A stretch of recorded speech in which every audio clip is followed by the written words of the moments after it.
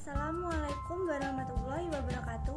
Perkenalkan, saya Niken Ainita dari IKA Strada Indonesia, Program Studi Kesehatan Masyarakat semester 4. Baik, di sini saya akan menjelaskan pengaplikasian perencanaan program menggunakan pendekatan riset framework pada masalah TB paru.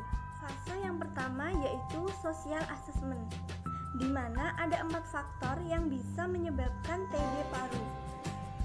Dari faktor geografis, masyarakat pedesaan lebih banyak menderita TB paru karena lingkungannya yang padat penduduk dan rumahnya yang tidak dikategorikan sebagai rumah sehat. Dari segi ekonomi, banyak masyarakat yang kurang mampu ketika batu atau tanda terjadi TB tidak bisa berobat karena pendapatan yang kurang. Dari segi pendidikan, masyarakatnya masih rendah dan kelompok masyarakat dengan sosial ekonomi lemah. Fase yang kedua yaitu epidemiological behavioral and environment assessment.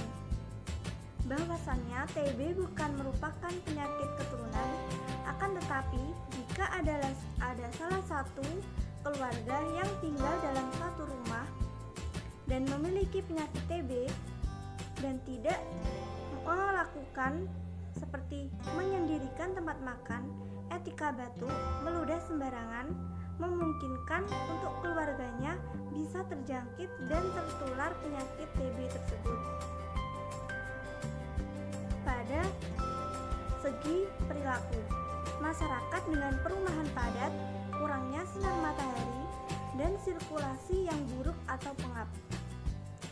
Penderita TB biasanya sering berganti-ganti pelayanan kesehatan untuk mencari kesembuhan karena kurangnya keyakinan pada pelayanan kesehatan.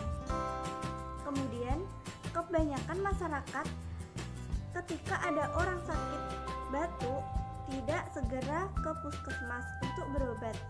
Dari segi lingkungan, masyarakat selalu menyepelekan ketika ada orang terkena sakit batuk dan banyaknya penderita penyakit TB di lingkungan tersebut tidak menutup kemungkinan untuk warga lainnya bisa terkena TB.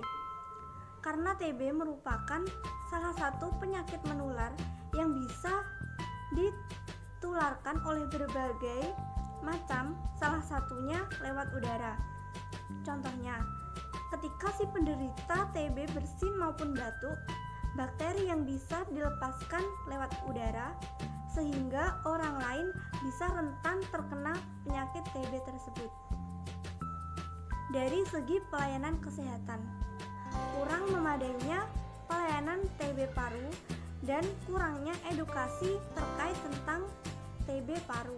Fase yang ketiga yaitu education and ecological assessment, di mana ada 3 tahap.